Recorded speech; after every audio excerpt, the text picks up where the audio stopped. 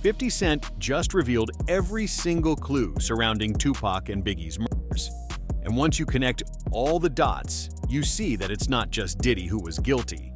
Real video footage of Tupac getting shot at Quad Studios 30 years ago has just come out, and we're going to throw every single frame and interview all the way up to Biggie's death. In this video, we're breaking down every clue 50 Cent just brought forward. Who killed Tupac and Biggie? I think both of these dudes were assassinated in some kind of way. More Biggie than Tupac. I think Tupac might got killed by a dude that they had an incident with earlier that day. But Biggie's seems a little JFK. Governmental to me. Big developments in the case of Dwayne Keefe D. Davis, the man accused of orchestrating the murder of rap icon Tupac Shakur back in the 1990s. All these years later, the former gang leader is behind bars in Las Vegas and is insisting the case be thrown out. And he is implicating another music legend who's making headlines, Sean Diddy Combs. Welcome to Sidebar, presented by Law and Crime. I'm Jesse Weber. Dwayne Keefe D. Davis is said to be behind one of the most infamous killings in history. Tupac Shakur, the 90s rap superstar, was gunned down while riding in a car with Suge Knight after the Mike Tyson fight at the MGM Grand. And over the years, there have been multiple investigations into Tupac Shakur's murder, but there has been one man who has seemed to implicate himself in the assassination again and again and again. Dwayne Davis, also known as... Let's go all the way back to the early 90s. Snoop Dogg, Dr. Dre, and Tupac on the West Coast, and the notorious Big and Puffy on the East Coast. These were the biggest names in the industry, and some of the greatest music in rap history was being created. Tupac would cement his position as a leader in the industry early on, but everything would change with Biggie's debut album, Ready to Die. Puffy ran Bad Boy Entertainment, and Biggie was his trump card. After Biggie's album was released, Pac was instantly impressed. He began hanging out with Biggie, and frankly, Puffy was scared.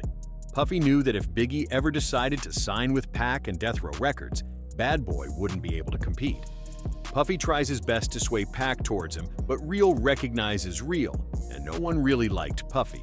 Right. But Kirk Burroughs, I want to go back to this interview that he did with Rolling Stone. He said that Diddy, he was jealous of the relationship between Tupac and Big. And he also went on to say that Diddy, he wanted to be friends with Tupac, but Tupac wasn't interested.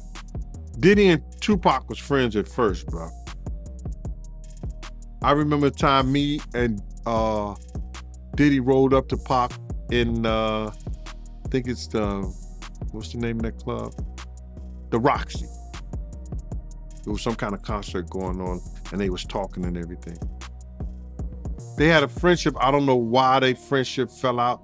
Their friendship was before before Biggie and Pop. So I don't know why they fell out. I know every girl that Tupac had, Puff wanted and got. So, did he have jealousy? Yeah, he had a jealousy of Pac.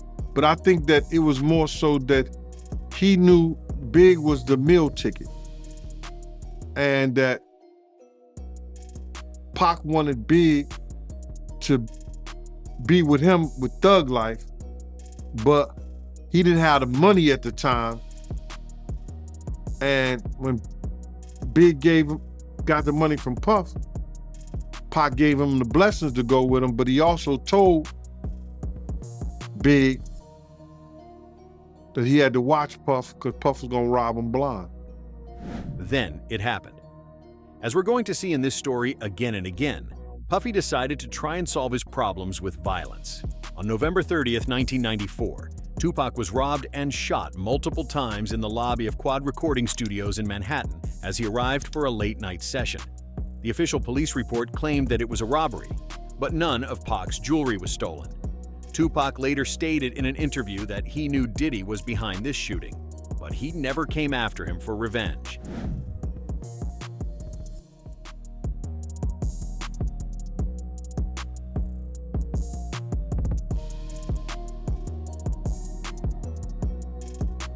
denied having anything to do with the shooting, but Pac was convinced.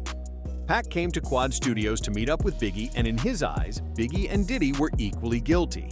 This is what would later start the East Coast-West Coast war, which would eventually result in both Pac and Biggie dead. I think my favorite thing about 50 Cent's Netflix Diddy documentary is how he built a timeline off of this information. And one of my favorite parts of this documentary is them really getting into the timeline of events when it comes to Tupac and Biggie. And it really gives us a lot of perspective from people that were close to the situation, and a lot of people allege in this documentary that they believe that Diddy was very jealous of Tupac. And they pretty much go through everything from the Quad incident and Tupac believing that Puffy was behind it, like he said in the Vibe interview. And they lay out this whole timeline of the downfall happening perfectly, in my opinion. We are even hearing from Greg Kading, the detective that worked on Tupac and Biggie's case in this documentary. He is the investigator that did that proper agreement with Keefe D way back in 2008, where Keefe D alleged that Diddy tried to offer him $1 million to take out Tupac and Suge Knight. And Tupac's trial with Keefe D is coming up very soon in early 2026, and we know that Diddy's name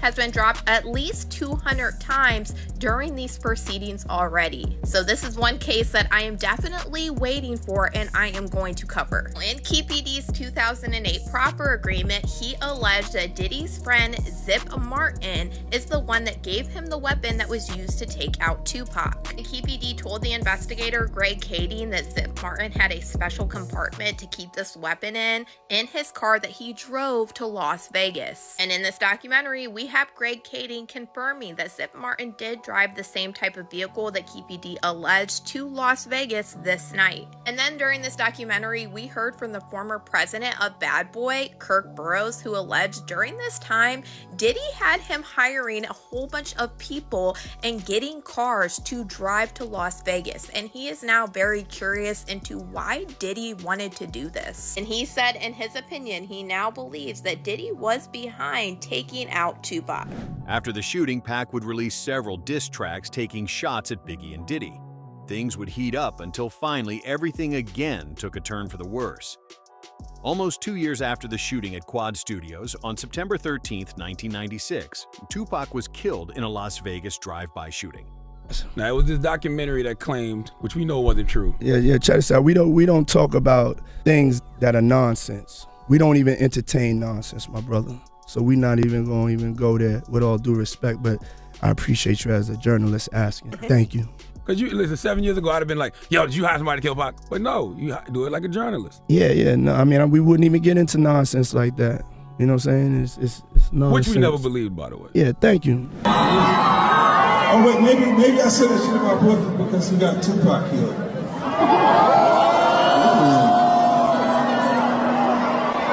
An investigative unit within the LAPD was formed after the shooting, and while the unit couldn't find who was responsible for the shooting at the time, 27 years later, it would arrest Keefe D. Now, in case you didn't know, Keefe D, aka Dwayne Keith, Keefe D. Davis is a former Southside Compton Crips gang member who was charged in connection with the 1996 murder of Tupac Shakur. During the Biggie Smalls investigation in the early 2000s, the filing reads, the 3 LAPD and FBI agents were part of a task force to solve the shooting of rapper Notorious B.I.G., also known as Biggie Smalls, legal name Christopher Wallace. The task force, through a sophisticated criminal investigation, obtained sufficient evidence that would prove Mr. Davis was the leader of the Southside Crips and his gang was responsible for over 360 kilos of cocaine and PCP. Mr. Davis provided 3 interviews to obtain immunity from prosecution. The final interview were solely questions regarding the Tupac Shakur shooting, which Mr. Davis was also provided immunity from prosecution. So during a December 2008 interview with investigators, that is when Davis allegedly started to spill the beans about his one-time friend, Sean Combs, who he refers to as Puffy. He claims Sean Puffy Combs solicited Mr. Davis to kill Suge Knight and Tupac Shakur for $1 million. Eric Zip Martin, an associate of Puffy Combs, provided Mr. Davis with a gun to exact revenge on Tupac Shakur for the beating Mr. Anderson received. Now, Davis reportedly told the investigators that even though the job had been partially completed and Shakur was killed, Neither he nor Anderson ever got paid. He later revealed that he believes Combs had paid the go-between Zip Martin, who he claims kept the money for himself. And he said much of the same thing in a 2009 interview a year later, because according to the motion to dismiss, the Las Vegas Metropolitan Police Department, as far back as 2009, was in possession of the same set of facts that the Clark County District Attorney is now alleging makes Mr. Davis responsible for the murder of Tupac Shakur. The Clark County District Attorney's Office has offered no reason as to why it waited another 14 years to prosecute a case against Mr. Davis. Mr. Davis has been irreversibly prejudiced by this unnecessary delay in prosecution of this case. Hide $1 million, brother. You ain't going to cash that in the check cashing place. You signing that over to somebody. I said 1,000 times, and I'll say it 1,000 times again. Eric Von Zip showed me and my man Boondang, AKA my man Slick, a check for $1 million. We don't know, and everybody trying to say, lying, talking about half of it got paid, 500. I don't know. I know when I asked him about, we asked him, do we ask? No, we didn't ask him. I know when he showed us the check and he walked away after he showed us the check for the $1 million, you understand? I asked Boone, I said, yo, Boone, when did he get a record label? He said, you know how Zip is. I said, when did he get a Zip record label? Zip had a check for $1 million. He said he got it from Barry Hankerson and Jimmy Henchman for his record label, Black Ground Records. So now, if that's true, we know Jimmy Henchman and Puff was cool. You should be able to trace $1 million if that's the truth. If that's the truth, you should be able to trace that, where it came from. Why did he get it? Is that true that he sold a record label to them? And this was all after Pac's death. Suge Knight was shot in the head while Tupac was being shot, and he later confirmed that Keefe D had confessed to the killing. He said, but I'm going to give you something that's real true, and I've been wanting to tell you because we've been knowing each other, since we was kids. So Keefe D was like, look, I need the money. Puffy and them supposed to gave me $1 million. They gave us most of the money, or half of the money. And that's how everything unraveled for is what happened in Vegas. At that time, I'm on parole. I look to the left, look to the right. The whole place is packed. So I'm like, I gotta go take the piss. Let's have this conversation in the restroom. He was like, man, I ain't going in that restroom with you. And good thing he didn't, because even though we was friends, but if a motherfucker paid you to kill us, I got a bullet into my skull. And one of the best friends I had ever had in life is Pac. And he ain't here. I'm gonna beat the fuck out that nigga in that restaurant. My blood was boiling. Somebody used to always say. But at the same time, I am an intelligent, wise man and a businessman. Since I can't do nothing to him, I might as well get him to answer some questions. So I doubled back on him and said, what you mean? He said, well, look, Puffy used to come to the hood. During an interview with the FBI in 1999, Davis apparently said something completely different. According to the FBI report, which was included in the motion to dismiss, Anderson was not involved in the shooting death of Tupac Shakur, and neither Davis nor his group killed Shakur or Christopher Wallace, aka Notorious B.I.G. Davis does not know who killed the two rap stars. He believes that either individuals from New York associated with Puffy Combs or individuals associated with Death Row Records could have killed Shakur, and that individuals associated with Death Row Records killed Wallace. Okay, so again, changing stories. And by the way, Davis goes on to say that he was introduced to Combs in the early 90s by a man named Eric Zip Martin. This is another alleged drug dealer. And this is where we get into it. So the report reads, in or around 1992, Martin introduced Davis to Sean Puffy Combs. Davis recalls the introduction occurring at the Paradise nightclub on Santa Monica Boulevard. After speaking with Combs, Davis agreed to allow Combs to use his 1964 Chevy in a music video. The video featured the artist Usher. After the vehicle was damaged in the production of the video, Combs paid $2,500 to have it repaired. And by the way, according to Davis, Combs was scared of Suge Knight, and this was a man who had a reputation for being, sometimes violent and extreme.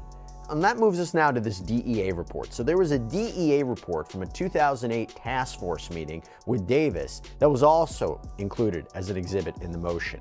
And in it, Davis talks about the murder of a man named Jai Robles. This is Knight's bodyguard. He was killed in Atlanta in 1995. And according to Davis, he'd heard a rumor that an associate of Combs had killed Robles. The report says Combs requested to speak to Davis and asked Davis if he thought it was safe for Combs to come to Los Angeles for a concert. Combs expressed his concerns about Knight and possible retaliation related to the Robles murder. Davis advised Combs that he would provide 40 or 50 tickets to the concert. Davis could provide an entourage. Combs agreed, and Davis and his crew in fact attended the concert in support of Combs. Davis recalls the concert taking place in Anaheim, California. It was at this event that Combs began to solicit Davis to kill Knight and Shakur. Combs asserted something to the effect of, "I'll give anything for those dudes' heads." Finally, what is perhaps the most interesting part of the puzzle? Tupac's brother Mopreme Shakur revealed almost 20 years after Tupac's murder that Diddy had actually reached out to him regarding the shooting. Diddy has always denied any wrongdoing and tried to distance himself as much as possible from this. An LA Times article in 2008 alleging he'd been involved in your brother's death. What did he say that day when he called you?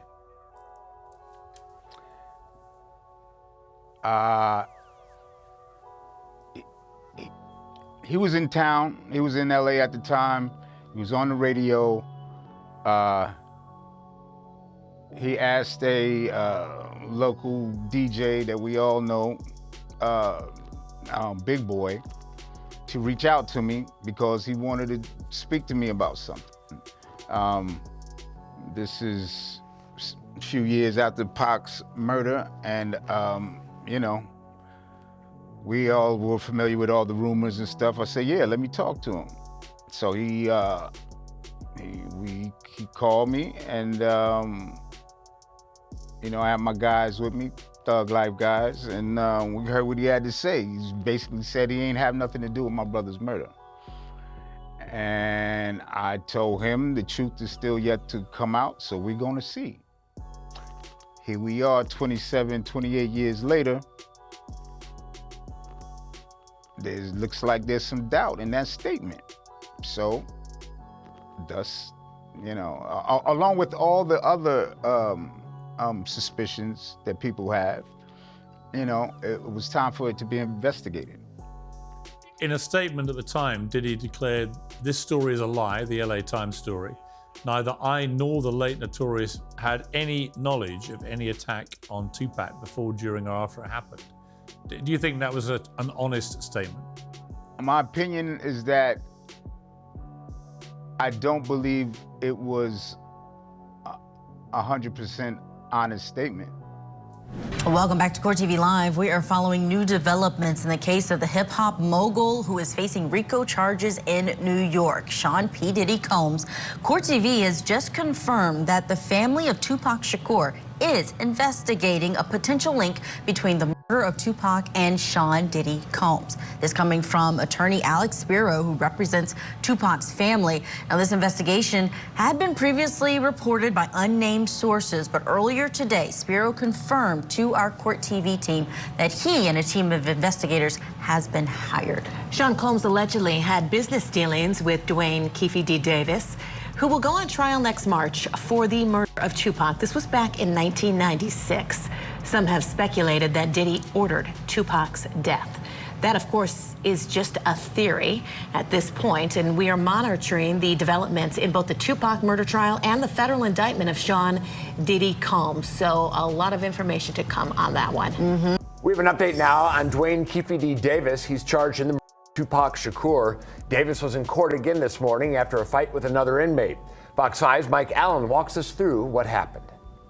Dwayne Davis is answering for a jailhouse brawl. Here's what court records show, along with images from surveillance video released by Las Vegas Justice Court. On December 23rd, Davis was being escorted back into his cell when another inmate, Rockland Hamilton, who's also facing a murder charge, is standing to the right by a sink in this room. Hamilton walked over to Davis and squared up, looking ready to fight. They started throwing punches and grappling, and the officer escorting Davis called for backup, gave verbal commands too for the inmates to stop fighting, and then hit them with pepper spray. Before backup officers arrived, the two inmates kept grappling and throwing punches and were eventually separated after backup officers got into the room. Both Davis and Hamilton face battery by prisoner charges. Going back to the story. In March 1997, 6 months after Tupac's murder, Diddy forced Biggie to go to L.A. Biggie knew that people might come after him, and he was scared. He knew something wasn't right, and death was coming from him. One of your big stars right now. Yeah. How much are you exaggerating with you now as a rapper when people coming to get you? I ain't exaggerating at all, man. That's real, son.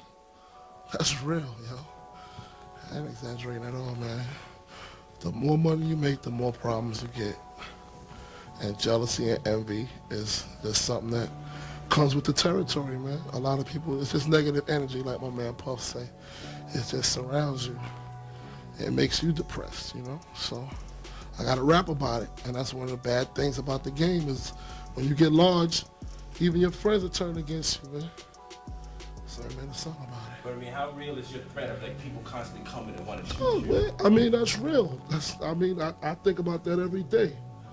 Every day it's real.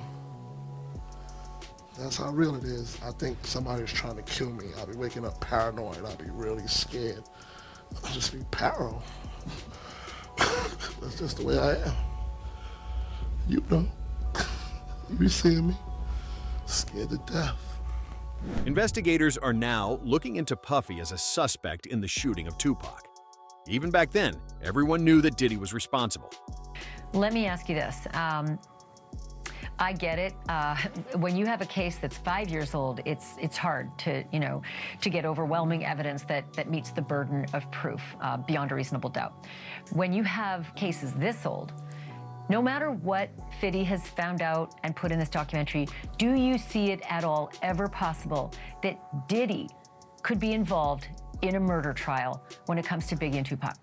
It could be possible, yes. However, like I said, they need a lot of corroboration to make that stick, because it's really alleged right now as to his involvement. It's not anything that's substantial or concrete that he was involved. It's personally from people talking about it and saying this is what happened. You need some more information to come forward to prove that. To distract everyone from what's happening, Diddy's sons are releasing their own documentary about Diddy. And allegedly, Diddy is going to speak out publicly for the first time. Let's not forget that both Justin and Christian have their own pending sexual assault lawsuits. So if Diddy joins in on the documentary, we're going to have 3 alleged predators just try to avoid blame for however long this propaganda piece is going to be. Zeus Network has a new Diddy documentary coming out, and this time it is coming from the perspective of Diddy and his sons. All the time I thought we were about to leave Diddy in 2025. Well, this documentary is coming in 2026. And a lot of people, just like myself, are already not feeling this new documentary coming from Diddy's sons. A lot of people aren't happy about it and actually shocked that the owner of Zeus Network, Lemmy, is doing this Diddy documentary. But what a lot of people fail to forget is Lemmy and Diddy have been friends for quite some time. Of his children arriving in court for day 1 of their father's sex trafficking trial in New York. Hands gripped in solidarity. Do you still believe your dad's innocent? How did you feel hearing that testimony? Do you apologize on behalf of your father? Do you believe your father's innocent? Do you feel about your father's innocent? Your daddy died for you! Your daddy died for you for abusing women! That's wrong! You think that's wrong!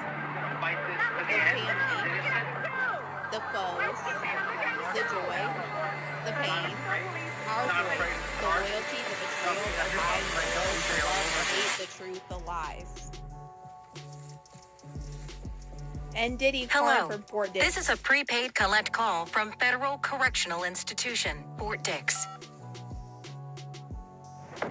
When they released this trailer last night, there were so many comments to Lemmy and Zeus Network that they did not want to see this. A lot of people feel like this whole new documentary is just a PR narrative once again being pushed by Diddy and his sons to try to clean up his image. And after hearing certain things on 50 Cent's Netflix documentary, we have to go back in time and remember what we were seeing during trial. Even when it came to Diddy's sons, Christian and Justin Combs, they both came on 2 separate occasions to trial wearing a free Sean Combs shirt. So, when you step back and look at everything laid out, the Quad Studios shooting, the money trail, Keefe D's sworn statements, Gene Deal's testimony, Suge Knight's confirmation, and Tupac's own family now reopening the case, this stops looking like a coincidence and starts looking like a pattern.